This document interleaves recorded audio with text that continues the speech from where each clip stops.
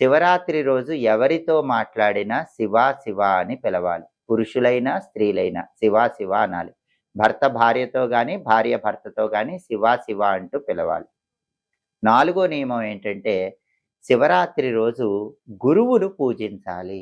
గురువుగారి పాదాలకు నమస్కారం చేయాలి. ఎందుకంటే శివపురాణంలో షడ్లింగ అర్చన అని చెప్పారు. 6 రకాలైన లింగాల గురించి చెప్పారు. వాటిలో అకారలింగం అని ఒక లింగం చెప్పారు. అకారలింగం అంటే సాక్షాత్తు గురువు గారి శరీరమే అని శివపురాణం విద్యేశ్వర సంహితలో చెప్పారు. కాబట్టి శివరాత్రి రోజు ఎవరైనా గురువు పాదాలకు నమస్కారం చేసినా, గురువుకి పండ్లు సమర్పించినా సాక్షాత్తు శివుడికి నమస్కారం చేసి శివుడికి పండ్లు సమర్పించినట్లు అవుతుంది. శివానుగ్రహం కలుగుతుంది.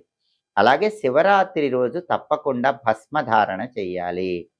భస్మాన్ని కూడా ఎలా ధరించాలంటే శివపురాణం విద్యేశ్వర సంహిత ప్రకారం పురుషులైతే తడి విభూ